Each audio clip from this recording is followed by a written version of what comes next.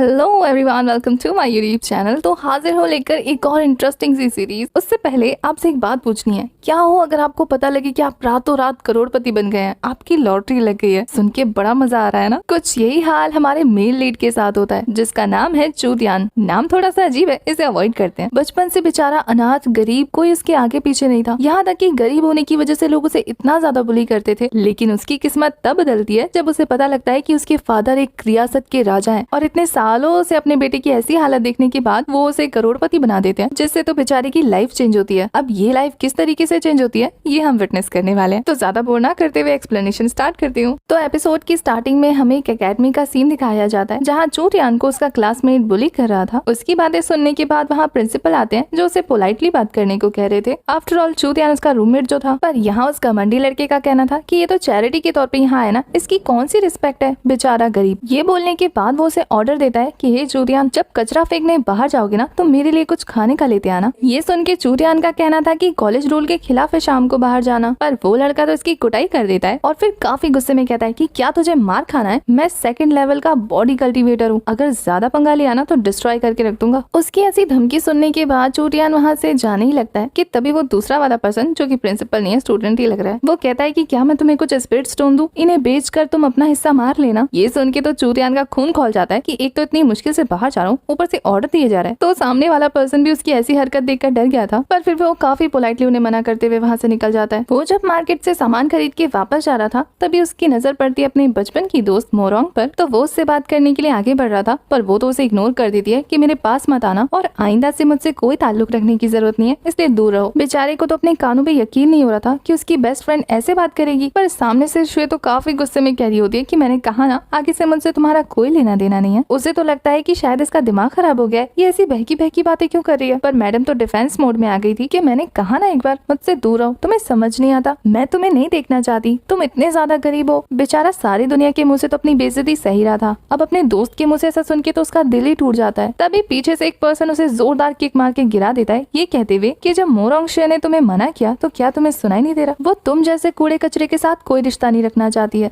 ये पर्सन हमारे चूतियान से काफी ज्यादा पावरफुल और रिच था, इसलिए श्वे चूतियान को छोड़कर उससे चिपक जाती है। और यहाँ वो पर्सन तो काफी ज्यादा बेइज्जती कर रहा था, जिसका नाम ओयांग है। शुए तो यहाँ ओयांग की काफी ज्यादा तारीफ करती है कि तुम नहीं होते तो मुझे कौन बचाता। ये सब देखने के बाद तो चूतियान का पारा सच में हाई हो जाता है। वो कहता है कि मोरोंग, क्या मैंने कभी तुम्हारी बेइज्जती की, क्या कभी तुमसे चोरी की, या मेरी वजह से तुम्हारी इंसल्ट हुई, तो तुम मुझे ऐसे पीठ दिखाकर कैसे जा सकती हो। जिसपे शुए मैडम का कहना था कि तुम इसी लायक हो, तुम एक मेढक के अलावा और कुछ नहीं। आस पास खड़े लोग भी चूतियान की बेइज्जती करने लगते हैं कि ये तो इतना ज्यादा फालतू है, ना इसके पास पावर है ना ही पैसा, पता नहीं क्या सोच के शुए के लायक समझ रहा था खुद को। और वो लड़की इतनी ज्यादा सुंदर, पता नहीं इसके साथ बचपन से कैसे रहती आ रही है। इतना कुछ सुनने के बाद तो चूतियान को इतना ज्यादा गुस्सा आ रहा था ना, कि उसका डेथ लुक देखने के बाद बेचारी शुए को डर लगने लगता है कि देखो ये मुझे कैसे घूर रहा है। और उसकी ऐसी फालतू एक्टिंग देखने के बाद उसका बॉयफ्रेंड यानी कि ओयांग इतना ज्यादा चिढ़ जाता है कि इसे तो मैं अभी सबक सिखाता हूँ, आखिर इस बदतमीज की हिम्मत कैसे हुई तुम्हें ऐसे देखने की, मैं इसका वो हाल करूंगा कि आज के बाद ऐसे किसी को नहीं देखेगा। ऑडियंस तो काफी ज्यादा इंटरेस्टेड हो जाती है इस फाइट को देखने के लिए। और यहाँ चूतियान भी रेडी हो गया था कि चलो मरना लिखा ही है तो अगले जन्म में देखूंगा सबको, एक एक से बदला लूंगा। ओयांग अपने तलवार के साथ जैसे अटैक करने के आगे बढ़ता है ना, उसके अटैक को किसी ने 2 फिंगर से रोक लिया था और फिर उसकी स्वॉर्ड को डिस्ट्रॉय करते हुए उसे पीछे फेंक देते हैं, जिससे तो उसकी हालत खराब हो जाती है। और फिर पता लगता है कि ये हिमाकत करने की हिम्मत तो एक खूबसूरत बला की है, जो काफी ज्यादा खतरनाक दिख रही थी। वो तो सीधा चूतियान के पैरों में गिर के कहती है कि मास्टर क्या आप ठीक है, और खुद को इंट्रोड्यूस कराते हुए बता रही थी कि मैं लिन्युए हूँ, मुझे ग्रैंड मास्टर ने भेजा है आपकी खिदमत में। बेचारा जिसे आज तक सब लोग बुली करते आ रहे थे, उसे पहली बार मास्टर वर्ड सुनने को मिला है अपने लिए, वो तो यही सुन के शौक में था। इस पर तो वो उस पे एक और बम फोड़ती है कि मुझे आपके बायोलॉजिकल फादर ने भेजा है आपके लिए एक जेट स्लिप देकर। चूतियान ये स्लिप लेते हुए कहता है कि ऐसे पापा जिनसे मैं कभी मिला ही नहीं। यहाँ उस जेट स्लिप को ओपन करने के बाद उसे पता लगता है कि ये तो उसके फादर का मैसेज है, जो उसे बता रहे थे कि बेटे मैंने तुझे खुद से इतने सालों तक दूर रखा ताकि तू काफी ज्यादा स्ट्रॉन्ग बन सके, लेकिन तेरी हालत तो इतनी खटारा है, तेरी ऐसी हालत देखने के बाद तो मुझे खुद पे शर्म आने लगी है कि मैं तेरा अब्बा हूँ, इसलिए मैंने तेरे लिए 10 बिलियन स्पिरिट स्टोन भेजे हैं, अब जा ऐश कर। मतलब इसका इस्तेमाल करके खुद को स्ट्रॉन्ग बना, और जब तू अच्छा खासा स्ट्रॉन्ग हो जाएगा तो मैं तुझे अपने पास बुला लूंगा। 10 बिलियन मिलने की खुशी में चूतियान बेचारा तो इतना पगला जाता है कि ये भूल जाता है कि अभी उसे नए नए अब्बा मिले हैं, और पैसे को देखकर कह रहा था कि अब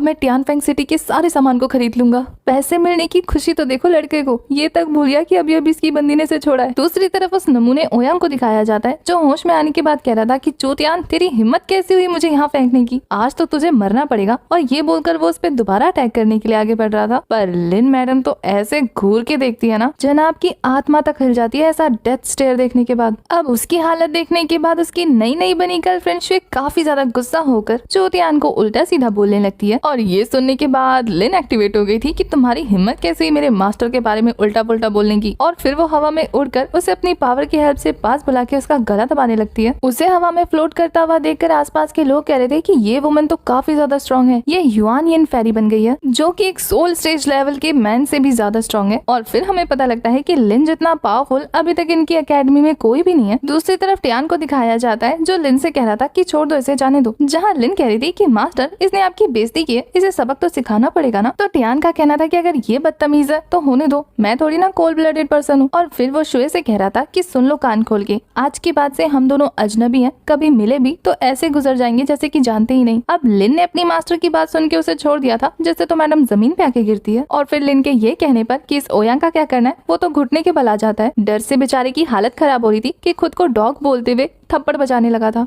पर उसकी ऐसी हरकतें देखने के बाद भी चूतियान कह रहा था कि ये बहुत ज्यादा बुरा है, इसे सजा दे दो। और फिर जाने लगता है। उसके जाने के बाद लिन अपने पावर की हेल्प से ओयांग के सारे डेंटियंस खराब कर देती है। तो ये देखने के बाद आसपास के लोग कहते हैं कि अब से तो ये भी एक वेस्ट बन गया, क्योंकि बिना डेंटियन के तो ये आगे कल्टीवेशन कर ही नहीं सकता। लिन अपना काम निपटाने के बाद अपने मास्टर से पूछ रही थी कि इन नमूनों का क्या करना है जो यहाँ ऑडियंस बन के देख रही है। ये सुनने के बाद तो सारे के सारे इतना डर जाते हैं कि दादाजी बोलकर उसे ग्रीट करने लगे थे। तो ये देखने के बाद चूतियान लिन को कहता है कि चलो इन्हें इनके हाल पे छोड़ दो। उसे जाता हुआ देखकर यहाँ मोहरों का खून खोल रहा था, ऐसे घूर रही थी जैसे कच्चा खा जाएगी। इसी के साथ ये वाला एपिसोड जहाँ चूतियान उसे थैंक यू बोल रहा था कि इस बार मेरी जान कुछ अजनबियों ने बचाई। तो लिन उसे खुद को थैंक यू बोलने से मना कर रही होती है और कहती है कि मैं त्यान वांगमिंग की मास्टर हूँ जो आपके पीछे रहकर हमेशा आपको प्रोटेक्ट करने वाली है। ये सुन के तो उसका मुंह खुला का खुला रह जाता है और वो कहती है कि मास्टर चौंकने की जरूरत नहीं है। अरे कैसे नहीं है, इतनी खूबसूरत बला उसे प्रोटेक्ट करने वाली है। ये सुन के तो उसका हाजमा बिगड़ जाता है। और यहाँ तो लिन उसे प्रोटेक्ट करने वाली बात पे खुद का सौभाग्य समझ रही थी। तो चूतियान उससे पूछता है कि क्या तुम सच में सोल स्ट्रॉन्ग मैन से भी ज्यादा पावरफुल हो। तो लिन उसे बताती है कि मैं इस पूरे वर्ल्ड में सबसे ज्यादा स्ट्रॉन्ग हूँ। अगर पूरे टियानफेंग सिटी के 3 सबसे पावरफुल लोगों को भी मुझसे फाइट करने के लिए खड़ा कर दिया जाए ना, तो मैं एक चुटकी में उन्हें ढेर कर दूंगी।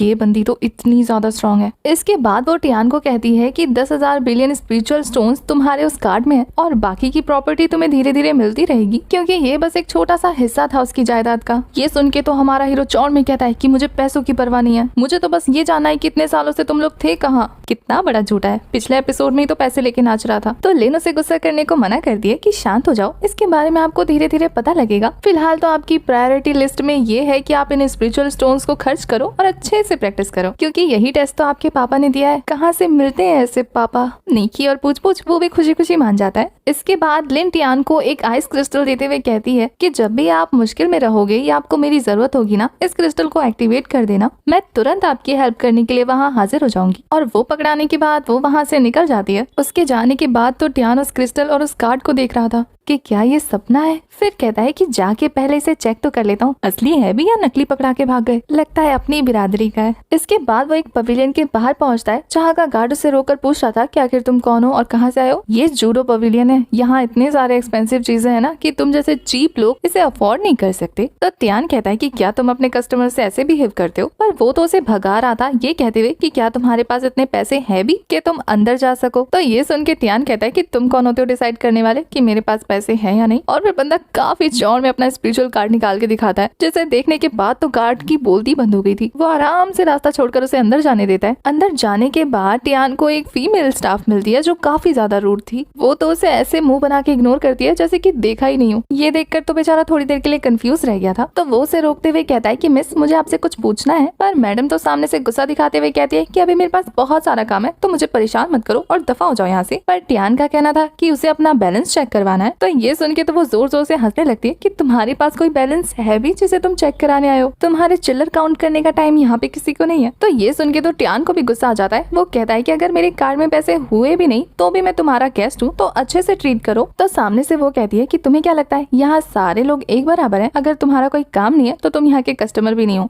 और फिर वो उसका काफी ज्यादा मजाक बनाते हुए उसे जाने को कह देती है। तो ये सुन के तो टियान भी कह देता है कि तुम्हें क्या लगता है कि मेरे पास और कोई जगह नहीं है, वैसे भी ये पवेलियन बहुत ज्यादा खराब है। तो वो जाने ही वाला था कि पीछे से पवेलियन मास्टर आ जाती है, जो स्ट्रॉन्ग नाम की सर्वेंट को डांटते हुए कहती है कि क्या हम कस्टमर को ऐसे ट्रीट करते हैं? मैंने तुम्हें कितनी बार बता रखा है ना कि जूडो पवेलियन एक ऐसी जगह है जहाँ पे सारी बिजनेस डील्स होती हैं। रिच पीपल्स, पुअर पीपल्स, जिन्हें भी काम है वो यहाँ आ सकते हैं, तो तुम्हें हर किसी को अच्छे से ट्रीट करना है। उसके बाद वो टियान के पास जाकर कहती है कि इसे माफ कर दो, ये नहीं आई है। साथ में रोंग भी माफी मांग रही थी अपनी मास्टर से। तो यहाँ वो पवेलियन मास्टर टियान को बोलती है कि क्या वो उसका कार्ड ले सकती है बैलेंस चेक करने के लिए, और फिर वो उसका डिवाइस निकाल के कार्ड में बैलेंस चेक करने लगती है। और ये बैलेंस बढ़ते बढ़ते 10 बिलियन तक पहुँच गया था। जैसे जैसे बैलेंस का नंबर बढ़ रहा था, यहाँ पवेलियन मास्टर की हवाइयाँ उड़ रही थी, क्योंकि इतना ज्यादा बैलेंस वाला कार्ड उन्होंने आज से पहले नहीं देखा। ये हाई लेवल का स्पिरिचुअल कार्ड देखने के बाद रोंग कहती है कि इस तरीके का एडवांस कार्ड इस टीचर के पास क्या कर रहा है? ये लो लेवल का बंदा हेवन लेवल के स्पिरिट कार्ड को कैसे होल्ड कर सकता है? तो उसकी तो इस बात पे पवेलियन मास्टर उसको एक झापड़ रसीद देती है और फिर काफी गुस्से में उसे डरा कर वहाँ से भगाते हुए कहती है कि किसी को भी उसके अपीयरेंस से जज नहीं करना चाहिए। तूने तो जूडो पवेलियन की रेपुटेशन ही खराब करके रख दी, अब निकल यहाँ से। ये सुन के तो वो वहाँ से फटाफट भाग लेती है। उसके जाने के बाद पवेलियन मास्टर उससे माफी मांग रही थी, पर टियान कहता है कि ये मसला तो कब का सॉल्व हो गया, अब मुझे ये पूछना है कि मैं इन पैसों को यूज कर सकता हूँ, तो मुझे इसे अपने कल्टीवेशन पे यूज करना है, मुझे कुछ दवाइयाँ खरीदनी है, तो क्या तुम 100 बॉडी रिफाइनिंग पिल दे सकती हो जो सबसे बेस्ट हो? उसके बाद नेक्स्ट सीन में हमें टियान को एक रूम में दिखाया जाता है जिसके पास बॉडी रिफाइनिंग पिल की काफी सारी बॉटल्स मौजूद थी, और फिर वो उन बॉटल्स को देखकर सोच रहा था कि ये बॉडी रिफाइनिंग पिल्स कल्टीवेशन की स्पीड को बढ़ा देती है, पर फिर ये भी सच है कि उसे एक्सटर्नल फोर्स का यूज करना पड़ेगा अपनी बॉडी को ट्रेन करने के लिए। एक बारी में इतनी सारी पिल्स लेना उसके लिए काफी ज्यादा रिस्की होने वाला है, लेकिन उसे ये रिस्क तो लेना पड़ेगा क्योंकि उसे खुद को इम्प्रूव जो करना है वो भी जल्दी से जल्दी। तो इसलिए वो एक एक करके बॉटल को ओपन करके दवाइयाँ निकलना शुरू कर देता है और इसी के साथ कल्टीवेशन भी कर रहा था, जहाँ उसे तकलीफ तो काफी होती है लेकिन अब स्ट्रॉन्ग भी तो बनना था। एक एक करके पिल्स को गटकते हुए सोच रहा था कि बस मरना मत, जिंदा रह लेना सुबह तक। इसके बाद नेक्स्ट मॉर्निंग का सीन दिखाया जाता है, जहाँ रात भर कल्टीवेशन करने के बाद वो थक के सो गया था, और फिर पवेलियन से निकलते हुए वो पवेलियन मास्टर को कहता है कि उसकी आइडेंटिटी के बारे में किसी को नहीं पता चलना चाहिए। उसके जाने के बाद पवेलियन मास्टर सोच रही थी कि आखिर ये कौन सा पर्सन है जो अपनी आइडेंटिटी छुपाना चाहता है और इसके पास हेवनली स्पिरिट कार्ड भी मौजूद है। तभी उसका जासूस बाहर आ जाता है और वो उसे ऑर्डर देती है कि इसके बारे में चुपके चुपके पता लगाओ, पर इसे पता नहीं लगना चाहिए तुम्हारे बारे में। इसके बाद टियान को दिखाया जाता है जो एकेडमी वापस जाते हुए सोच रहा था कि अब वक्त आ गया है जो मेरा है उसे लेने का, और फिर जैसे एकेडमी का दरवाजा खोलता है ना, वे है तो राशन पानी लेकर उसके ऊपर चढ़ गया था कि पूरी रात शॉपिंग करने में गुजार दी थी क्या, ये कोई वक्त है आने का? तभी वहाँ हमारे मोटू भैया आकर उसे मना करते हुए कहते कि आफ्टर ऑल हम क्लासमेट्स हैं, तुम्हें इतनी रूड तरीके से उससे बात नहीं करनी चाहिए, थोड़ा पोलाइट बनो। पर इसके दिमाग में कहाँ घुसने वाली थी ये बात, वो तो गुस्से में टेबल मारते हुए कहता है कि बहुत देर से झेल रहा हूँ तुझे, पर टियान तो काफी इजीली उससे डॉच कर लेता है। यहाँ टियान का रवैया देखने के बाद मोटू भाई कहता है कि अपनी गलती मान लो, ये 4th लेवल पे है और तुम इससे वीक हो, ये तुम्हें मार देगा। पर टियान का कहना था कि गलती की ही कहाँ है जो माफी मांगनी है, बस ये सुनना था कि वे का तो आधा किलो खून जल जाता है और वो उस पे अटैक करने के लिए आगे बढ़ रहा था कि आज तो तेरी टांगे ही तोड़ दूंगा। पर वो तो अपने स्पिरिचुअल अटैक से ऐसा उसे धक्का मारता है, बेचारा कोसों दूर जाकर गिरता है मम्मी मम्मी करते हुए। वैसे ये कुटाई खाने के बाद फाइनली उसे पता लग जाता है कि जो टियान 7th लेवल पे पहुंच गया है, उसके लिए तो ये इम्पॉसिबल सा था, बेचारा बुरी तरीके से डर जाता है। दूसरी तरफ मोटू भाई कह रहे थे कि कल तक तो तुम 2nd लेवल पे थे ना, अचानक से 5 लेवल कैसे कूद गए, वो भी एक रात में?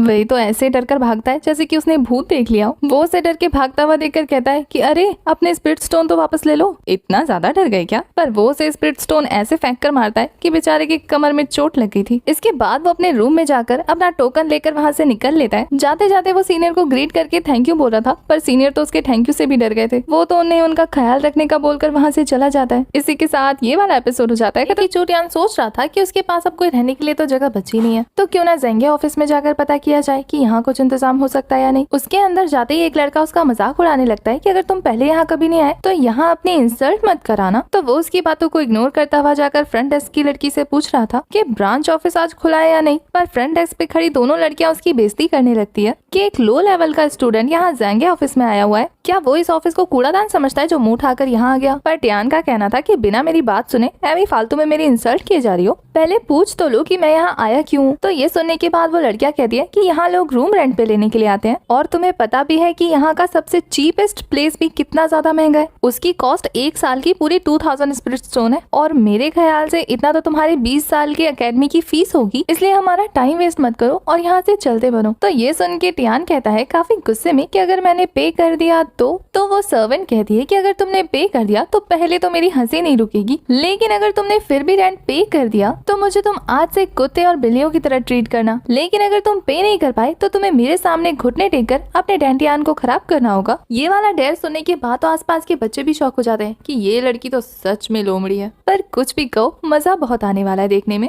ये लड़का कुछ नहीं अपनी मौत को दावत देने वाला है। तो ये बातें सुनने के बाद उसका पार्टनर कहता है कि मैं पक्का श्योर हूँ कि ये पैसे पे नहीं कर पाएगा, और अगर इसने पे कर दिया ना तो मैं यहाँ पड़ा हुआ टेबल खाऊंगा। बस ये सुना था कि लिन अपना स्पिरिचुअल कार्ड निकाल के देखता है, जिसे देखने के बाद तो वो पीछे हटते हुए कह रहा था, लगता है मेरी टेबल वाली बात किसी ने सुनी नहीं। वो कार्ड देखने के बाद सर्वेंट कह रही थी कि यहाँ पर सिर्फ मीडियम साइज का लोफ्ट अवेलेबल है, वो भी 5 साल के लिए, जिसकी कीमत 20,000 स्पिरिट स्टोन है, तो जल्दी से स्वाइप करके इसे पे कर दो। इसके बाद वो एक गैजेट निकाल के टियान के सामने कर देती है और फिर कहती है कि इस पे स्वाइप करके पैसे पे कर दो, जैसे ही पेमेंट हो जाएगी सेंट्रल पवेलियन तुम्हारा हो जाएगा। तो ये सुनने के बाद टियान अपना कार्ड देखकर पेमेंट कर देता है और उसकी पेमेंट कंप्लीट होने के बाद वो लड़का कहता है कि इसका मतलब जो हमने वो अफवाह सुनी थी हेवन लेवल स्पिरिट कार्ड का, वो सच थी। किसी को भी यकीन नहीं हो रहा था। और दूसरी तरफ वो स्टाफ सोच रही थी कि बस मैं इसके बारे में इतना गलत सोच रही थी, अब तो इसे पटा लेती हूँ, ये सारी जिंदगी मुझे पे कर सकता है। और फिर चली जाती है टियान के पास मक्खन मारने के लिए कि आज से मैं आपकी सर्वेंट हूँ, जो चाहे करवाना हो आप करवा सकते हैं। लड़की को इतना चिपकते देखकर बेचारा टियान नर्वस हो रहा था और आसपास के स्टूडेंट का मुंह भी खुला का खुला रह जाता है कि ये लड़की पागल है, गिरगिट की तरह रंग बदलती है। यहाँ तो उस लड़की को इतना ज्यादा चिपकते देखकर टियान को गुस्सा आ रहा था, तो वो अपनी स्पिरिचुअल पावर को रिलीज करके उसे दूर छटक देता है। उसकी पावर देखने के बाद स्टूडेंट सोच रहे थे, एक तो इतना ज्यादा पावरफुल है, ऊपर से रिच है, पता नहीं इतने फटीचर से कपड़े क्यों पहन रखे हैं, थोड़े अच्छे कपड़े पहन लेता तो हम गलती नहीं करते ना, जल्दी पहचान लेते कि अमीर है। इसके बाद टियान वहाँ से जा रहा था तो ओनर का लड़का उसे रोक लेता है, जिसका नाम लिन ले था, कि तुम्हारी हिम्मत कैसे हुई मेरे सर्वेंट को मारने की। ये देखने के बाद स्टूडेंट्स कह रहे थे कि अब तो ये गया, ये 6th लेवल पर है और ऊपर से ओनर का बेटा है, अब पता नहीं ये इस लड़के का क्या हाल करेगा। दूसरी तरफ टियान उसकी बकवास बातें सुनकर कहता है कि मैं तो बस तुम्हारे सर्वेंट को ये सिखा रहा था कि कैसे बिहेव करते हैं, लेकिन अगर तुम्हें भी ये लेसन सीखना है तो मुझे कोई दिक्कत नहीं है तुम्हें सिखाने में। तो ये सुनकर तो लिन लाइक काफी ज्यादा एक्साइटेड होकर उसे पंच मारने के लिए आगे बढ़ रहा था, पर टियान उसे इतनी जोर का मुक्का मारता है ना, बेचारे की नाक ही टूट गई थी। इसके बाद उड़ते उड़ते इतनी दूर निकल जाता है, उसके बाद इसे पता लगता है कि हमारा टियान 7th लेवल की बॉडी रिफाइनिंग कंप्लीट कर चुका है। और ये जानने के बाद तो बस उसका खून खौल गया था, इसलिए वो अपने गार्ड्स को बुलाता है कि कोई है, इस लड़के ने मेरी चाबियां चुरा ली है, इसको पकड़ो। तो उसके गार्ड उसकी बात मानते हुए स्वॉर्ड लेकर टियान के साथ फाइट करने आ गए थे, जिन्हें देखने के बाद तो बाकी सारे स्टूडेंट छुप जाते हैं क्योंकि ये बहुत ज्यादा स्ट्रॉन्ग थे। टियान भी समझ जाता है कि ये लोग काफी ज्यादा पावरफुल हैं। वो उन दोनों गार्ड्स के अटैक्स को डॉज करते हुए लिन लाई के पास पहुंचकर उसे दबोच लेता है, जिसे देखने के बाद गार्ड्स कह रहे थे कि क्या तुम्हें डर नहीं लग रहा कि इसे मारने के बाद हम तुम्हें जिंदा नहीं छोड़ेंगे, क्योंकि अगर शॉपकीपर को पता लगा तो तुम पक्का यहाँ से बच के नहीं जाने वाले। तो टियान कहाँ कम था, वो कहता है कि अगर पास पे आने की कोशिश की ना तो इसका हाथ उखाड़ के अलग कर दूंगा। इसके बाद तो होस्टेज बना लिन लाई भी अपनी जबान खोल लेता है कि मेरे फादर के आने के बाद ना मैं तुम्हें घुटने के बल गिरवा के माफी मंगवाऊंगा। तो टियान अपनी स्वॉर्ड को उसके गले पे रख के कहता है कि क्या कह रहे थे तुम, मैंने ठीक से सुना नहीं, दोबारा बोलना। तो ये तो जोर जोर से अपने पापा को बुलाने लगता है कि कोई है बचाओ। तो उसकी आवाज सुनने के बाद वहाँ एंट्री हो जाती है लिन चाओ, उस दुकान के ओनर की। ये इंसान तो बहुत ज्यादा खतरनाक है, इन्होंने एक बार एक स्टूडेंट को मार डाला था क्योंकि इसकी छोटी सी गलती थी, और टियान ने तो इतनी बड़ी गलती की है, उसके बेटे को होस्टेज बनाया, पता नहीं है उसका क्या हाल करेंगे। सारे बच्चे यही सोच रहे थे और दूसरी तरफ लिन लाई खुश हो रहा था अपने पापा को देख के, और यहाँ टियान भी उन्हें अपने सामने देखकर सोच रहा था कि ये फाउंडेशन लेवल पर तो होंगे, लगता है वक्त आ गया है उस क्रिस्टल को यूज करने का। वो ये सब अपने मन में सोच ही रहा था कि लिन चाओ उसके सामने घुटने टेक कर बैठ जाते हैं और वो भी उसे ग्रीट करते हुए मास्टर बोल रहे थे, साथ में अपने बेटे की गलती के लिए सॉरी भी बोल रहे थे। अब इस चीज की उम्मीद तो किसी को नहीं थी, सब लोग काफी ज्यादा शॉक हो जाते हैं। वैसे ये रवैया देखने के बाद तो खुद टियान भी शॉक में था, पर लिन लाई तो अपने फादर को डांटते हुए कहता है कि आप ये क्या कर रहे हैं, मुझे बचाइए ना।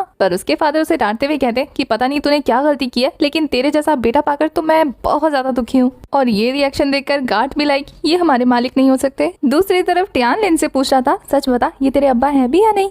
मिस्टर चाओ टियान को बिल्कुल वैसे ही ट्रीट कर रहे थे जैसे उसे लिन करती है। वो कह रहे थे कि आप इस मसले को अपनी तरीके से हल कर लो। ये सुनने के बाद तो टियान ने उसको छोड़ दिया था और फिर वो अपने क्रिस्टल को लेके सोच रहा था कि कहीं इस पर्सन को उसकी आइडेंटिटी के बारे में तो नहीं पता। गार्ड्स भी आपस में फुसफुसाने लगते हैं कि ये कौन सा बड़ा आदमी है जिसके लिए हमारे मालिक ऐसे बिहेव कर रहे हैं, और फिर मिस्टर चाओ के देखने पर सावधान की स्थिति में खड़े हो जाते हैं। टियान उन्हें सारी बातें समझाता है कि किस वजह से वो लिन को पकड़ रहा था, तो वो उसे थैंक यू बोलते हैं इसे ना मारने के लिए। इसके बाद तो लिन रगड़ते रगड़ते अपने डैड के पास जाकर कहता है कि आप माफी क्यों मांग रहे हैं, आपको तो इसको पकड़ के इसका इसका मुंह तोड़ देना चाहिए ना। पर उसके डैड तो इस बात पे उसकी लात घूसों से ऐसी कुटाई करते हैं कि वो भी सोच रहा होगा कि इससे तो अच्छा होता कि टियान ही मुझे मार देता। बेचारा टियान ये देख के खुद भी शौक में चला जाता है। अब तो लिन लेई को ही चाहकर टियान से माफी मांगनी पड़ती है। ये सब देखकर टियान कह रहा था मिस्टर चाओ से कि आप बहुत ज्यादा क्रूर हो गए। तो वो उससे दोबारा माफी मांगते हुए गार्ड्स को कहते हैं कि इसे लेके जाओ, थोड़ी मरहम पट्टी कर देना। और यहाँ टियान सोच रहा था कि दुनिया में ऐसे भी लोग होते हैं। इधर लिन चाओ टियान से कहते हैं कि मैंने सुना है कि आप यहाँ पर रूम रेंट पे लेने आए थे, पर मेरी मेड ने आपको नॉर्मल रूम दिया है। मैं आपको सबसे बेस्ट रूम देना चाहता हूँ। अब बेटे की इतनी बुरी हालत हुई थी, मेड्स की क्या हालत होती, ये सोचने के बाद तो वो भी टियान के कदमों में गिरकर माफी मांगने लगती है। ऐसे नजारे देखने के बाद टियान तो अपना सर ही पकड़ लेता है और फिर वो सबको शांत होने के लिए कह रहा था। जिसके बाद लिन चाओ टियान के लिए सबसे बेस्ट रूम का कार्ड लेकर आते हैं, जो इस पूरे जांगे ऑफिस में सबसे बेस्ट कहलाता है। उनकी बातें सुनने के बाद तो सारे स्टूडेंट शॉक में थे ही। टियान सोचता है कि क्या उसे ये रूम लेना चाहिए। थोड़ा सोचने के बाद ले लेता है और फिर वहाँ से खुशी खुशी जाते हुए कहता है कि अगर मुझे सर्विस अच्छी लगी तो मैं दोबारा जरूर आऊंगा। ये सुनने के बाद तो गार्ड कहते हैं कि अभी भी दोबारा आना है।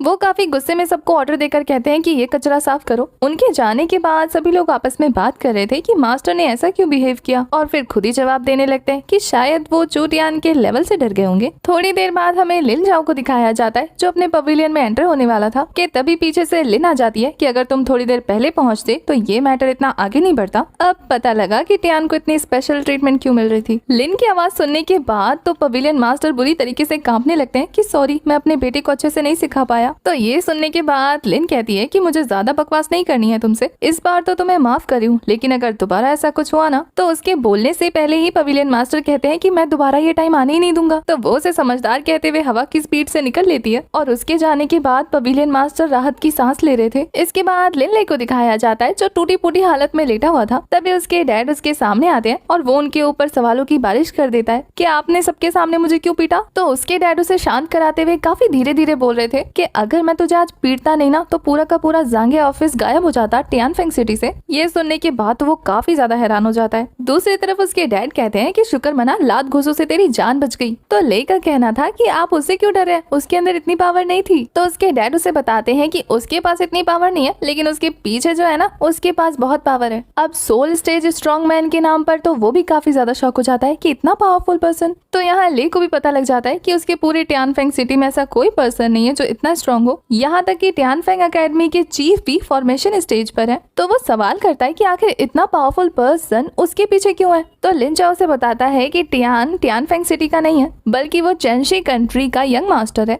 ये सुनने के बाद तो वो और ज्यादा शॉक होते हुए अपने सवाल बढ़ा देता है कि अगर वो इतने पावरफुल फैमिली का यंग मास्टर है तो यहाँ इतना गरीब बन के क्यों रह रहा था। पर इस सवाल का जवाब तो लिन चाओ को भी नहीं पता था। वो कहते हैं कि ऐसा टियानफेंग सिटी के लॉर्ड ने कहा है। अब उनसे ये सवाल कौन पूछने जाएगा, इसलिए वो तो अपने बेटे को नसीहत दे देता है कि उस पर्सन से अगर दोबारा मिलना ना तो पंगा मत ही लेना, हो सके तो दोस्ती कर लेना। उनकी इस नसीहत के साथ ये वाला एपिसोड हो जाता है। टियान पहुंच गया था मैनेजमेंट ऑफिस, जहां ऑफिस के बाहर खड़े होकर वो सोच रहा था कि एक बार फिर से सोच ले क्या तुझे अंदर जाना है। और फिर अपने हाथ को देखने लगा था जो काफी बुरी तरीके से शेक कर रहा था। ये देख के वो कहता है कि पता नहीं मैं जब भी यहाँ आता हूँ मैं इतना ज्यादा नर्वस क्यों हो जाता हूँ। एक अजीब सा डर लगने लगता है यहाँ आने के बाद मुझे। और फिर एक गहरी सांस लेकर मोटिवेट होते हुए कहता है कि अब टाइम थोड़ा सा चेंज हो गया है, और थोड़ा जोश जगाते हुए कहता है कि तुम कर सकते हो, चलो अब अंदर जाने की बारी आ गई। और फिर अंदर जाने के बाद काफी रिलैक्स होकर सोच रहा था कि बस एक ऑफिस ही तो है और कुछ नहीं। तभी पीछे से उसे भीड़ सुनाई देती है और वो उनसे डरने लगा था। और फिर उनको अपनी तरफ तेजी से आता देखकर वो भी भागना स्टार्ट कर देता है। पर भीड़ तो आगे बढ़ने के लिए इतनी ज्यादा पागल हो गई थी कि उसे जमीन पे गिरा के उसे कुचलते हुए आगे निकल जाते हैं। बेचारा उनके पैरों के नीचे आकर तो पूरा पापड़ बन गया था। और फिर खुद को संभाल कर खड़े होते हुए कहता है कि बेशक मैं रिच हो गया हूँ और मेरी फाइनेंशियल हालत ठीक हो गई है, लेकिन आज भी ट्यूशन फीस पे करने के लिए मुझे इतनी लंबी भीड़ का सामना करना पड़ता है। और जाके एकदम लाइन के आखिर में लगकर ये चेक करने की कोशिश कर रहा था कि कितने लोगों के बाद उसका नंबर है। लाइन देखने के बाद तो सोच रहा था पता नहीं इस जन्म में खत्म होगी भी या नहीं, मुझे और भी बहुत सारे अर्जेंट काम है।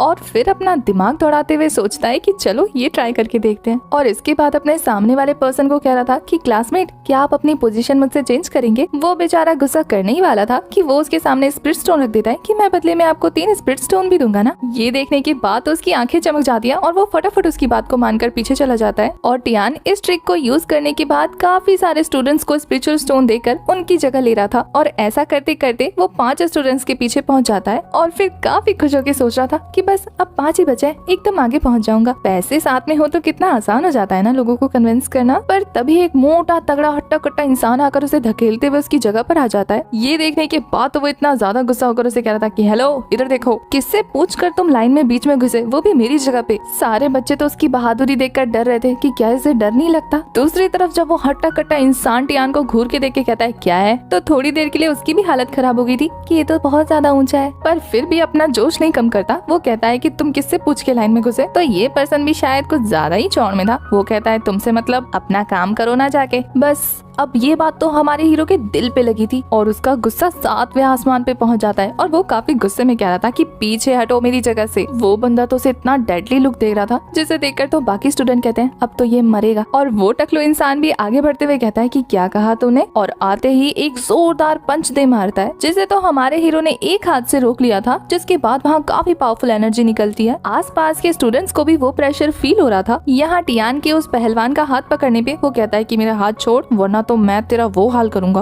भाई को धमकी। वो कहता है क्या हाल करोगे बताओ जरा। इस बात पे तो वो उसे दूसरा पंच मारने वाला था कि टियान उसे उठाकर जमीन पे पटक देता है और उसका हाथ मुड़ने की वजह से उसे इतनी ज्यादा तकलीफ हो रही थी कि वो तो टियान से माफी मांगने लगता है कि अंकल प्लीज माफ कर दो ना, जाने दो, आज के बाद आपको परेशान नहीं करूंगा। तो अब तो हमारे हीरो के फेस पे एक स्माइल आ जाती है और वो उसके सामने कुछ स्पिरिट स्टोन फेंक कर कहता है कि जाके अपना हाथ डॉक्टर को दिखा लेना और ध्यान रखना कि फ्यूचर से मेरी बातें माननी है। ये पहलवान तो फटाफट स्पिरिट स्टोन बटोर कर वहाँ से निकल लेता है। उसके वहाँ से फटाफट भागने के बाद सारे बच्चे टियान से डरने लगे थे कि कहीं ये उन्हें न धो दे। वो लोग सोच रहे थे कि इतना ज्यादा फेमस और पावरफुल पर्सन कहाँ था, हमने इससे पहले तो इसे कभी एकेडमी में नहीं देखा, ये तो कितना ज्यादा हैंडसम भी है। और दूसरी तरफ टियान को तो पूरा रास्ता साफ मिला था, वो सीधा ऑफिस में घुस जाता है। टियान को ऑफिस में देखने के बाद मैनेजर जाओ गुस्सा होते हुए कहते हैं कि सबसे गरीब बच्चा पहले क्यों आ गया, तुम्हें इस साल भी अपनी फीस माफ करवानी है ना, चिंता मत करो, मैं तुम्हें स्कूल से नहीं निकालने वाला, पिछले साल की फीस के साथ ये वाला फीस भी जोड़ दूंगा तुम्हारा। ये सुन के टियान कहता है कि मैनेजर जाओ को परेशान होने की जरूरत नहीं है क्योंकि वो इस साल के साथ साथ अपने सभी सालों की ट्यूशन फीस पे करने वाला है। बेचारे मैनेजर जाओ को तो ये सुन के इतना बड़ा झटका लगता है कि हंसने लगे थे। और फिर वो कहते हैं कि अगर मुझे पता ना होता कि तू इस कॉलेज का सबसे गरीब स्टूडेंट है तो मैं तेरी बातों पे भरोसा कर लेता, पर अब जब तूने मुझे इतना ज्यादा हंसाया है उसके बावजूद भी मैं तेरी फीस नहीं माफ कर सकता, तो अगर आगे पढ़ना है तो फीस पे तो करना पड़ेगा। ये सुन के तो टियान को और ज्यादा गुस्सा आता है और फिर वो कहता है कि मैं सोच ही रहा था कि सब लोग क्यों कह रहे हैं कि टियान फैन एकेडमी इतनी ज्यादा बुरी होती जा रही है। आज अपनी आंखों से देख भी लिया कि इसकी क्या वजह है, क्योंकि तुम जैसा इंचार्ज स्टूडेंट्स के साथ अच्छे से बिहेव नहीं करता, इस वजह से कॉलेज की रेपुटेशन भी खराब होती जा रही है। अब तो मैनेजर का भी खून खौल जाता है। वो टेबल पे अपना हाथ मारते हुए कहते हैं कि क्या कह रहे थे तुम। तो टियान कहता है कि मैं तो कह ही रहा था ना कि मैं फीस देने आया हूँ, फिर इतनी बकवास करने की जरूरत क्या थी। तो अब ये बात सुन के मैनेजर साहब अपने मन में सोच रहे थे कि देखता हूँ अगर तूने इस बार अपनी फीस पे नहीं की ना तो फिर तेरा वो हाल करूंगा कि तू सारी जिंदगी याद रखेगा। और फिर वो उसका बही खाता निकाल कर उसे बताते हैं कि पिछले कुछ सालों के कर्जे और इस साल की ट्यूशन फीस मिलाकर 500 स्पिरिचुअल स्टोन्स देने होंगे। तो अब बताओ ये 500 स्पिरिचुअल स्टोन तुम कैसे पे करोगे, टिकट देना चाहते हो या कार्ड स्वाइप करना चाहते हो। अब देख लिया नतीजा मेरे खिलाफ जाने का,